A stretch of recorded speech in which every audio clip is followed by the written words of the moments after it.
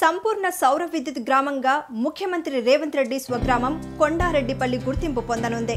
నాగర్ కర్నూలు జిల్లా వంగూర్ మండలంలో అచ్చంపేట నియోజకవర్గ పరిధిలో కొండారెడ్డిపల్లి గ్రామం ఉంది. దేశంలో రెండో గ్రామంగా, దక్షిణ భారతదేశంలో మొదటి పూర్తి సోలార్ గ్రామంగా ఇక్కడ చేపట్టిన పనులు దాదాపు పూర్తయ్యాయి.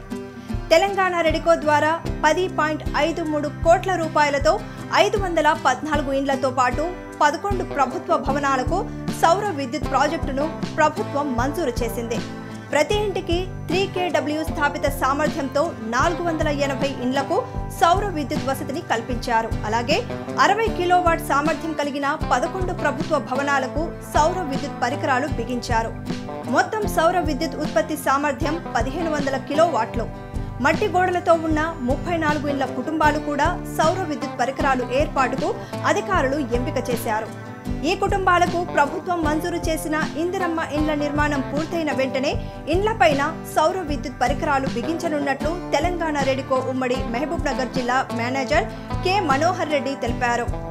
కొండారెడ్డిపల్లి గ్రామం సౌర విద్యుత్ ఉత్పత్తి ప్రాజెక్టు మొత్తం వ్యయం 10.53 కోట్లు. అందులో 7.96 కోట్ల వ్యయంతో సౌర విద్యుత్ పరికరాలు ఏర్పాటుకు కేటాయించారు.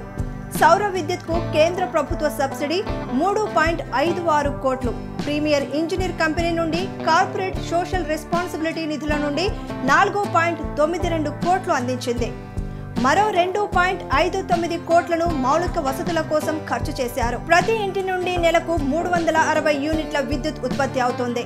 ఇండ్ల నుండి ఉత్పత్తి అయ్యే విద్యుత్ను ఇంటి వినియోగానికి పోగా మిగిలిన విద్యుత్ను గ్రిడ్కు అనుసంధానం చేశారు. గ్రిడ్కు పంపే విద్యుత్ యూనిట్కు 5.25 రూపాయల చొప్పున చెల్లించుటకు ప్రతి ఇంటి నుండి నెలకు 360 యూనిట్ల విద్యుత్ ఉత్పత్తి అవుతోంది. ఇండ్ల నుండి ఉత్పత్తి అయ్యే విద్యుత్ను ఇంటి వినియోగానికి పోగా మిగిలిన విద్యుత్ను గ్రిడ్కు అనుసంధానం చేస్తారు.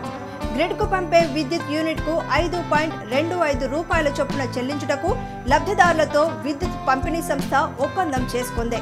సెప్టెంబర్ నెలలో విద్యుత్ గ్రిడ్కు గ్రామం మొత్తం నుండి సుమారు 1 లక్ష యూనిట్ల విద్యుత్ ఎగుమతి జరిగినట్లు అధికారులు తెలిపారు.